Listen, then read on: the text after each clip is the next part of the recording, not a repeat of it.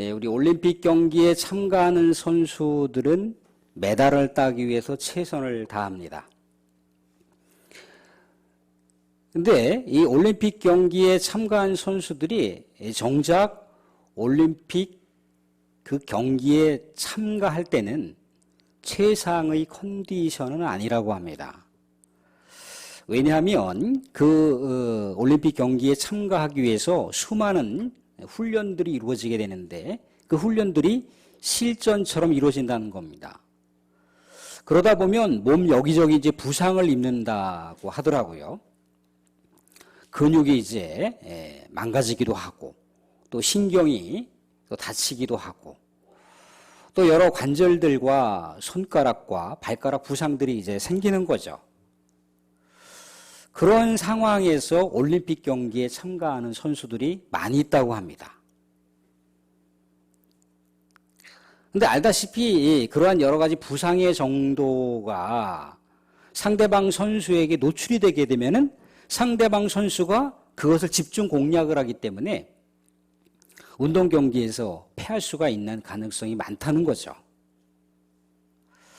그런데도 또 올림픽 경기에서 메달을 딴 선수들의 이런 뒷이야기의 그 후기들을 들어보게 되면은 컨디션에 난조를 이루었고 몸에 여기저기 이제 부상을 입었지만 오히려 그것으로 메달을 따기 위해서 더 최선을 다했다라고 그렇게 이야기를 하더라고요.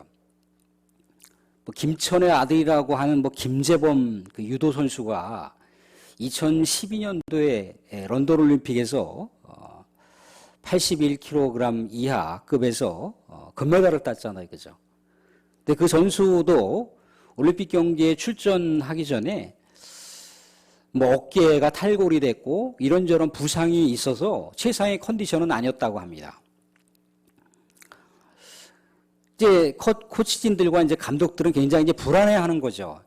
야, 저런 상태로 가게 되면은 올림픽 경기에서 여지없이 예선전을 치를 때 패할 수밖에 없는 저런 몸 상태인데 라는 그런 많은 우려를 가졌다는 거예요. 근데 김정은 선수가 우리가 알다시피 기독교인이잖아요. 매 경기 때마다 기도하면서 또 참여하고 또 끝나고 나서도 또 하나님께 영광의 기도를 드리는 그 장면들이 아마 이렇게 그 경기 중간중간에 이렇게 포착이 되는 것을 아마 본 기억이 아마 있으실지도 모르겠습니다. 근데 그 친구도 이제 이런저런 몸으로 부상을 당해서 이제 예선전부터 쭉 계속해서 이제 준결승, 결승까지 올라가면서 그 부상 정도가 심하면 그 부상 부위가 이렇게 뭔가 상대방에게서 자극을 받을 때 얼굴을 이렇게 찌푸리거나 얼굴이 좀 구겨질 거 아니겠어요. 그죠? 여지없이 노출이 되는 거죠. 근데 마지막에 이제 결승전까지 올라갔는데 거의 이제 탈진된 상태인 거죠. 여지없이 이제 자기의 그 약점이 이제 부상 부위가 노출된 거예요. 그런데 오히려 그 부상 부위를 극복하면서 오히려 상대방을 매다 꽂은 거죠. 그래서 금메달을 땄어요. 부상 부위가 얼마나 컸는지 나중에도 이 부상 치료를 하는 시간이 상당히 길었다라고 하는 얘기를 들은 적이 있습니다. 여하튼 그 부상을, 그 고난을, 그 아픔을 딛고 일어섰을 때 그 영광의 금메달이라고 하는 것은 더 빛난 보석처럼 값진 모습이 된다는 거죠. 사랑하는 성도, 요즘에 여러분들의 신앙의 모습, 영성의 상태는 어떤 것 같습니까? 우리 예전에 불과 한 10년 전이라고 봐야 되나요? 한 90년대, 2000년대? 그 정도까지만 하더라도 기독교인들이 이 영성에 되게 야성이 있었던 것 같아요. 굉장히 하나님을 찾는 그 모습이 순수했고 갈급이 있었던 그런 모습이 굉장히 깊고 광활했던 것 같습니다. 물론 예전의 신앙생활에 대해서 이런저런 지적은 할 수 있어요. 너무 자기의가 커서 기복주의 신앙이 너무 강했다라고 하는 걸 지적할 수 있을지 모르지만 여하튼 우리의 선배들은 그 신앙, 그 신심이라고 하는 것이 갈급했고 절박했고 우리 하나님 앞에 정말 열정을 다했던 것을 우리는 알 수 있습니다. 그리고 최근 들어서는 어떤가요? 최근 들어서는 오히려 우리의 신앙생활이라고 하는 것, 또 우리의 믿음이라고 하는 것이요, 마치 액세서리처럼 돼버렸어요. 귀찮으면 그냥 떼버리고 좀 필요하면 차고, 그런 모습이 우리의 현재의 신앙의 현주소로다가 점점 전락하고 있다는 거예요. 교회 예배에 대한 정신도 그렇고 교회 여러 가지 섬김에 대한 모습도 그렇다는 거예요. 다들 무엇에 마음이 빼앗겼는지 교회에 헌신하고 봉사하는 시간은 겨우겨우 시간 그냥 그거 조금 쪼개갖고 쓴다는 거예요. 집에서 여러분들 저녁에 집에 계시면 뭐합니까? 저희도 그 꼬마 아들한테 그냥 주일날, 일요일날, 그 토요일날 잠깐 이렇게 TV 보여주고 안 보여줘요. 근데 연속극이라고 하는 게 한 번 빠지면 또 그 다음 시리즈, 그 다음 시리즈, 그 다음 시리즈 계속 이어진다는 거예요. 근데 우리 예전의 선배들은 물론 그런 여러 가지 문화 생활들에 대해서 우리가 완전히 뭐 이렇게 단절해야 된다 그런 차원으로 말씀드린 것이 아니고, 그럼 예전에 우리의 선배들은 어땠냐는 거죠. 막 그 시간도 기도에 불을 지피고 새벽에 아침에 일을 나가기 전에 잠깐 일어와서 하나님 하루의 일을 시작해야 되겠으니 새 힘을 주십시오. 하나님이 힘 주셔야지 오늘 하루의 시간이 내 삶의 초소가 하나님께 영광이 될 수가 있습니다. 라고 우리 하나님을 갈급하게 찾고 부르짖으면서 고단한 몸이지만 그렇게 하루 일과를 진행을 했다는 거예요. 하루가 무섭게, 그렇지만 그 첫 시간을, 첫 마음을 어떻게 하나님께 드리고자 했다는 거죠. 초대 우리 한국교회에 처음에 이렇게 기독교가 들어와서 조금씩 정착을 할 때는요, 교회 안에서 이제 그런 교회 안에서도 윤리적으로 도덕적으로 살아야 된다. 우리 하나님의 말씀을 붙들고 살아야 되는 그런 여러 가지 기본적인 그런 토대도 있지만 그 말씀 가운데 믿음의 사람들이 실천하면서 살아야 된다라고 하는 그런 의지가 굉장히 강했어요. 그 시대는요, 정말 먹고 살기 힘들었던 시대잖아요. 그죠? 뭐 삶에 미래가 있습니까? 희망이 있습니까? 그냥 하루 주어져 있는 시간 열심히 살아가는 것이 우리 선배들의 모습이었다는 거예요. 그런데 기독교인들 중에 기생집에 출입해서 다니는 사람, 또 저녁에 친구들하고 어울려서 도박을 하는 사람, 또 술 먹고 욕하면서 멱살 잡고 싸움박질하는 그런 여러 가지 모습들이 교회 안에서 허용되면 안 된다라고 하는 결의가 있었기 때문에 6개월 정도 교회 예배를 교회 밖에서 드리도록 했다는 거예요. 그리고 1년 동안 성찬식에 참여할 수 없도록 그렇게 규정을 내놨어요. 그런데 그 사람은 그럴 만도 해라고 이렇게 뭔가 당회나 의결기관에서 그 사람에 대해서 이렇게 뭔가 징벌이라고 하는 것을 내리기도 했고, 또는 재직에 대해서 1년간 휴무하십시오라고 하는 권고 사유에 대한 내용들도 전달했지만 그것으로 끝나지 않았다는 거예요. 교회가 그 영혼을 위해서 금식을 하며 그 영혼이 다시 회복되기를 간절히 바라며 하나님을 정말 절박하게 찾았다는 거예요. 그 영혼이 그런 여러 가지 모습 때문에 망가지고 무너지는 그 모습이 아니라 다시 회복되고 다시 건전한 우리 하나님의 의로운 성도가 되기를 온 교회가 한마음 한뜻이 되어서 우리 하나님을 갈급하게 찾았다는 거예요. 그런 모습이 우리 하나님의 의를 이룬다라고 생각을 했다는 거예요. 그래서 한국교회가 얼마나 많은 축복을 받았습니까? 전 세계에 25개, 30개의 가장 큰 대형교회들이 있는데 그 대형교회들 중에 우리 한국교회가 20개, 25개를 차지한다고 하지 않습니까? 근데 우리가 그런 축복을 받을 만한 것은 여러 가지 고난의 아픔이 있었지만 우리나라도 전쟁 난리 상황 가운데 얼마나 그 미래를 만들기 위해서 얼마나 많은 사람들이 각고의 노력을 기울였고 또 많은 사람들이 그렇게 했지만 신앙이들은 더더욱 부지런하게 열성을 다했던 것을 다 우리는 공유하고 있다는 겁니다.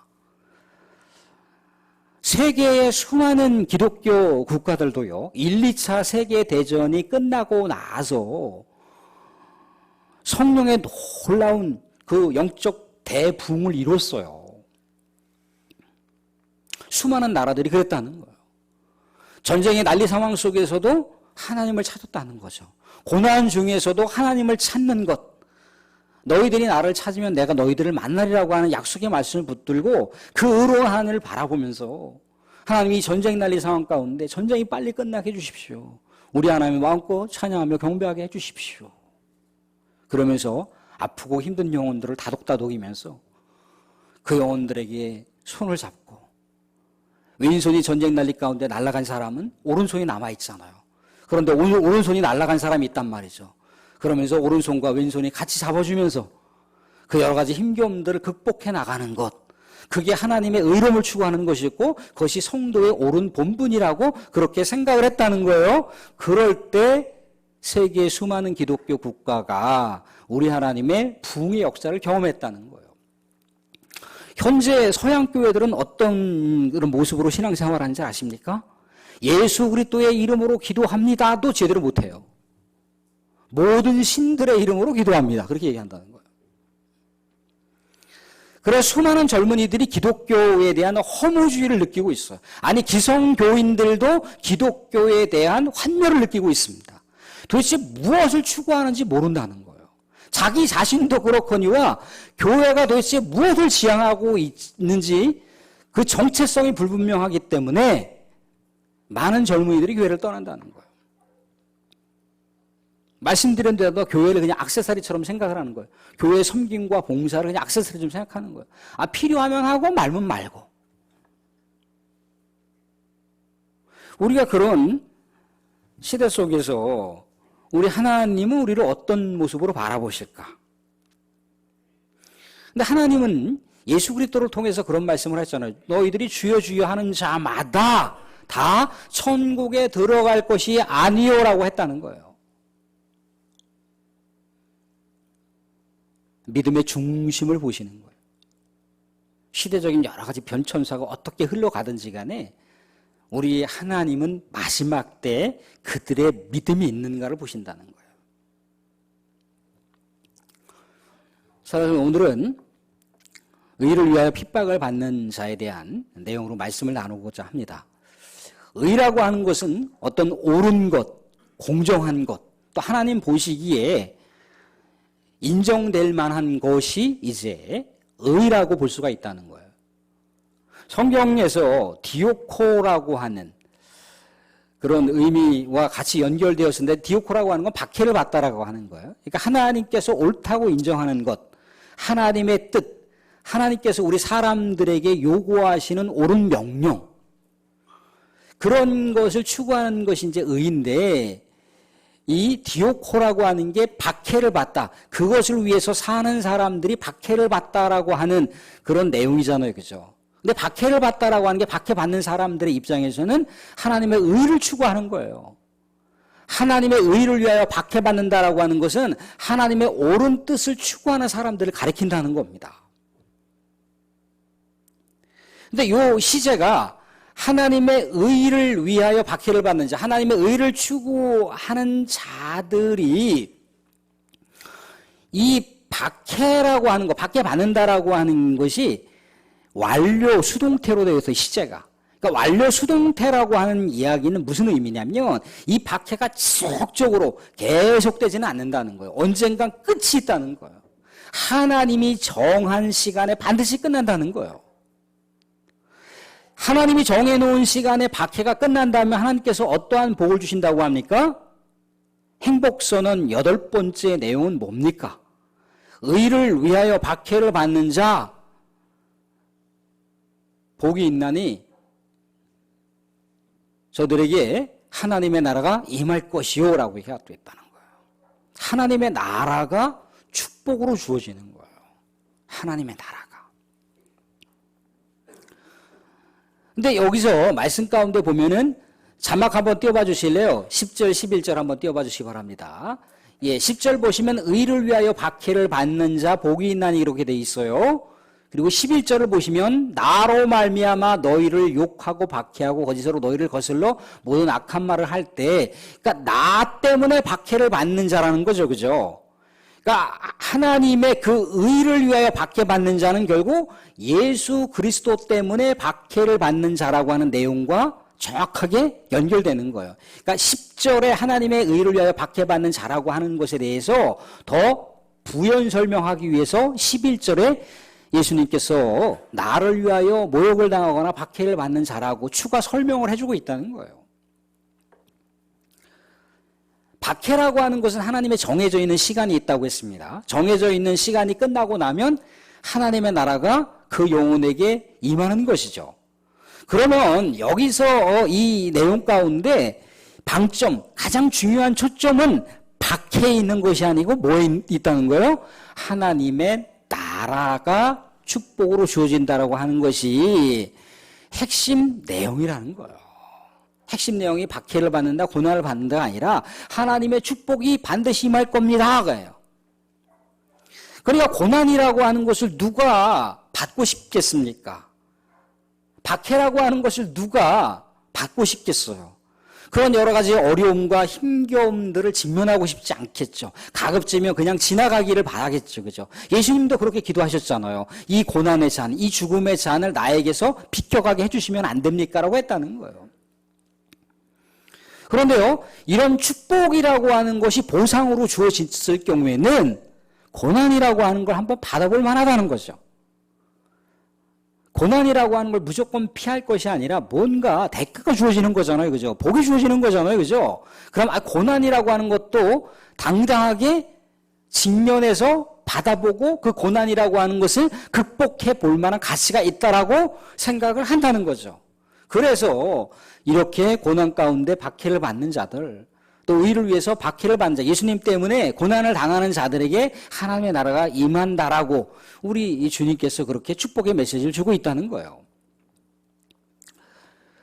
사랑하는 성도님들, 예수님 때문에 현재 우리 여러분들이 고난을 당하시는 게 있습니까? 박해를 당하시는 것이 있으신가요? 어려움 당하시는 것이 있습니까?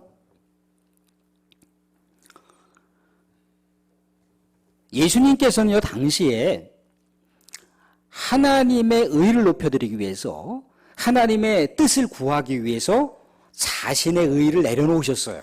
자신을 비우신 거죠. 오롯이 자신의 공생의 사역 가운데 하나님의 뜻이 온전하게 실현되기를 바라시는 그 의지를 가지고 공생의 사역을 펼치셨다는 거예요. 자기의 권위는 완전히 내려놓으신 거죠. 오직 하나님만을 높이기 위해서 하나님의 의를 추구했던 분이 예수님이십니다. 당시의 종교 지도자들과는 정반대의 모습이었던 거죠. 종교 지도자는 어땠던가요? 우리 하나님을 높인다고 하면서 하나님을 높이는 것이 아니라 하나님의 자리에 누구를 꼽사리 끼워넣습니까? 자기들의 권위를 그 자리에 딱 갖다 올려놓는 거예요. 그래서 하나님을 높인다고 하지만 정작 자신들을 높였던 것이고, 하나님의 의를 추구한다고 하지만 자신의 인간적인 의를 높였던 겁니다. 그러니까 하나님의 의가 당연히 살아날 리가 없는 거죠. 그런데 예수님께서는요, 이렇게 하나님의 의를 추구하면서 하나님의 의에 걸리적거리는 유대 종교 지도자들을 향해서도 신랄하게 비판을 했다는 거예요. 정죄가 아니라 비판을 했다는 겁니다. 그렇게 해서는 안 됩니다 라고 비판했다는 거예요. 근데 유대 종교자들의 입장에서는 어떻습니까? 아니, 우리들도 하나님의 뜻을 추구한다고, 하나님의 의를 추구한다고 하고 있는데, 아니, 저 시골 촌뜨기가 갑자기 등장을 해갖고 하나님의 의를 추구하는 너희들 화 있을진저 막 이렇게 얘기를 하고 있단 말이죠. 기가 찰러로 아니겠어요, 그죠? 저 시골 촌뜨기 예수 때문에 자기들의 권위가 완전히 땅으로 추락해버렸습니다. 곤두박질 치니까 얼마나 분기탱전했겠어요, 그죠? 당대 최고의 권위와 지성인이라고 자처했던 그들인데 시골 촌뜨기가 갑자기 등장을 해서 하나님의 의다라고 얘기하면서 하나님의 나라라고 얘기하면서 자기들을 완전히 무시하고 자기의 정체성들을 완전히 다 난도질해버리네요. 기분이 나빴습니다. 우리는 하나님의 뜻을 추구하고 하나님의 의를 추구하고 있는데 저 시골 촌뜨기가 와서 하나님의 뜻이라고 얘기하고 우리를 비판하고 있는 걸로 봐서는 저 인간은 하나님의 뜻을 오히려 폄하시키고 있어. 신성모독이다. 그러면서 어떻게 했습니까? 유대 종교 지도자들이 사람들을 선동을 했어요. 예수를 죽여야 된다는 거죠. 그러나 당시 유대인들은 사람을 죽일 만한 권한이 없습니다. 로마의 제가를 받아야 돼요. 로마의 식민지로 있었기 때문에 로마로부터 인정을 받아야 됩니다. 근데 로마에서도 유대인들이 함부로 사람을 죽일 수 없기 때문에 로마의 법정에 예수가 세워진 거예요. 근데 로마의 법정에 세워지려고 하면 예수가 신성모독이라고 하는 것이 로마를 반역한 죄하고는 상관이 없잖아요. 그죠? 그래서 어떤 죄를 고하는 겁니까? 예수가 사람들을 선동질해서 왕이 되려고 한다. 그렇게 하는 거예요. 이건 로마의 반역이라는 거죠. 왜? 로마 황제가 유대 분봉왕으로 지정해 놓은 헤롯 왕들이 있거든요. 그런데 예수가 스스로를 왕이라고 칭한다라고 하는 것이 로마 황제를 반역하는 거예요. 그래서 예수를 로마의 반역 죄인으로다가 고소고발을 하고 거기에 부합한 사람이 누굽니까? 빌라도잖아요. 빌라도. 우리가 사도신경을 고백할 때마다 욕을 지지리도 먹는 사람이 그 사람이잖아요. 결국 어땠습니까? 예수님은 하나님의 의를 추구하다가 십자가에서 처형을 당하셨다는 거예요. 결국 예수님께서는 자기가 하나님의 의를 추구하다가 그렇게 고난받고 박해받고 죽게 될 것이라고 하는 것을 제자들에게 미리 앞다투어 얘기를 해주고 있는 거예요. 너희들도 나 때문에 훗날 박해를 당할 것이다. 생각해 보세요. 예수님은 로마의 반역죄인으로 그것도 로마의 최고의 형벌로다가 십자가에서 처형당하여 죽었습니다. 그런데 그 예수가 살아났다라고 얘기를 하고 있고 그 예수가 자신들의 왕이라고 얘기하고 있고 그 예수가 우리의 영원한 구원자 메시아라고 얘기하고 있으니 당연히 유대인들로부터 저주받아 죽었던 예수를 추앙하고 있으니 유대인들로부터 박해가 있는 것은 당연한 거고요. 로마로부터 박해가 있는 것은 당연한 거죠. 그래서 그리스도인들은 그리스도가 가셨던 길을 추구하기 때문에 당연히 고난이 따라올 수밖에 없다는 거예요. 무릇 그리스도인이 경건하게 살고자 하는 자는 박해가 있을 것이요 고난이 있을 것이요. 사도 바울이 디모데를 향해서 얘기해주는 내용 가운데도 등장을 하고 있다는 거예요. 그렇지만 어떻다는 거예요? 이렇게 고난과 박해와 시련이 있지만 하나님의 나라가 이미 축복으로 주어졌다는 거예요. 그러니까 제자들이 당연히 고난과 박해가 있지만 어떻게 하라는 겁니까? 하나님의 의를 추구하라는 거예요. 예수가 가셨던 하나님의 의를 가셨던 그 길을 따르라고 그렇게 권면하고 있더라는 거예요. 선지자들에 대한 이야기도 해주고 있습니다. 12절 한번 보아주실래요? 자막 한번 12절 한번 보아주시기 바랍니다. 기뻐하고 즐거워하라. 하늘에서 너희의 상이 큼이라. 너희 상이 크답니다. 너희 전에 있던 선지자들도 이같이 박해하였느니라.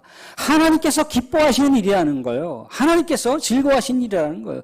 선지자들도 그런 길을 갔다는 거예요. 우리 사랑하는 성도님들, 이사야 선지자가 여러분들 하나님께로 돌아오시오, 돌아오시오, 돌아오시오. 거룩한 하나님이 여러분들을 찾고 있습니다. 돌아오시오, 돌아오시오. 그렇게 하다가 어떻게 됐습니까? 순교당했잖아요. 톱으로 다 모가지가 잘라졌지 않습니까? 사지가 다 잘라졌잖아요. 예레미야도 보면 얼마나 그 눈물이 많은 사람이니까 눈물로 하나님을 호소했잖아요. 그죠? 당시 종교 지도자들, 당시 권력자들을 향해서 하나님께 돌아오셔야 된다. 여러분들이 하나님께 돌아오셔야 백성들이 하나님께 돌아온다라고 그렇게 눈물로 고백하면서 그렇지 않으면 하나님이 이 나라를 징벌 내리실 것입니다. 그렇게 얘기했잖아요. 그죠? 이스라엘 땅이 징벌당하는 것을 그렇게 안타까워했던 예레미야 선지자가 그래서 박해를 당했지 않습니까?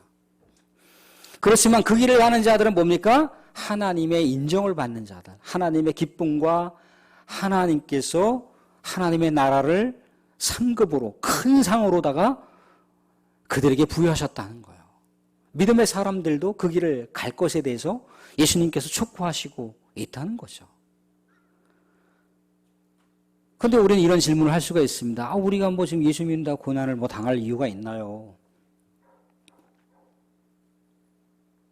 그렇지만 우리는 어떻습니까? 세상에 우리가 시류를 따라가는 사람들이 아니에요. 물론 세상 가운데 우리의 몸이 그렇게 따라간다 할지라도 우리의 영, 우린 육의 사람이 아닙니다.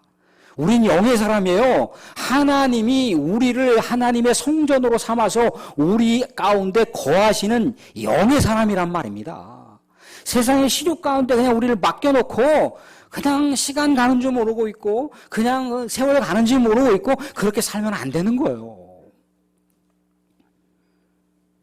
우리 이 세상에 거슬러 올라가면서도 우리 여전히 하나님의 의를 붙들어야 돼요. 하나님께서 보다 좋아하시는 것을 붙들어야 됩니다.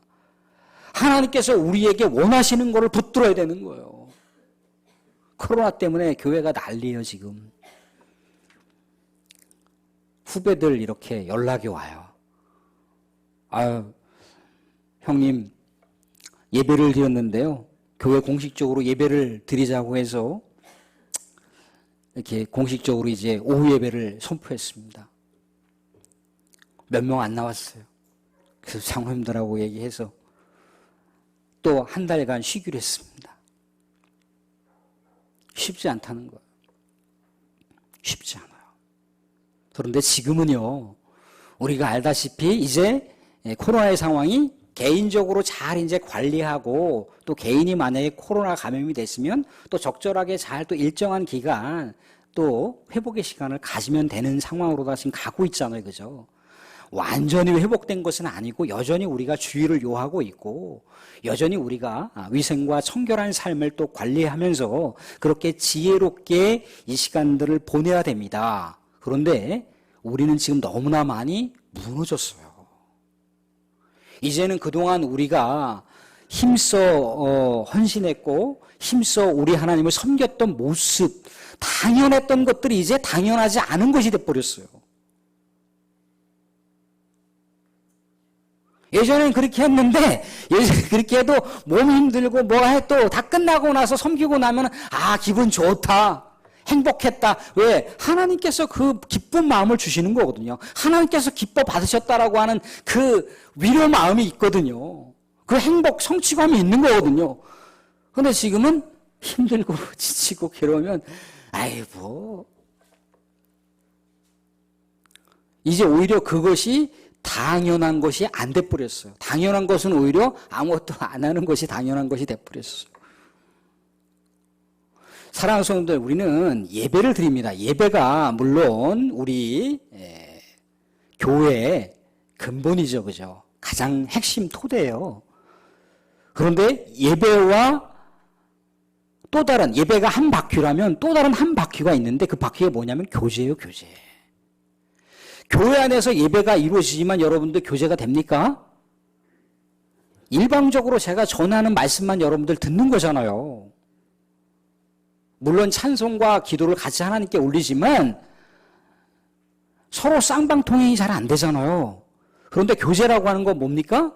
쌍방통행이 되잖아요. 그죠? 장로님이 또 다른 권사님에게, 또 다른 권사님이 장로님에게, 또 집사님에게, 우리 또 어른과 또 세대를 초월해서 교제하는 거잖아요. 그죠? 그 교제가 있을 때 양바퀴가 굴러가는 거예요. 예배라고 하는 바퀴가 굴러가고 교제라고 하는 바퀴가 굴러갈 때 교회가 역동적인 모습이 되는 거예요. 그래서 사람의 머리만 잔뜩 여러분들 서재관 목사 통해서 저 박사학위 주신 서재관 목사 통해서 여러분들 좋은 말씀만 들으면 이것만 채우면 뭐 할 겁니까? 우리의 몸이 그렇게 살도록 작동이 되어야 되는데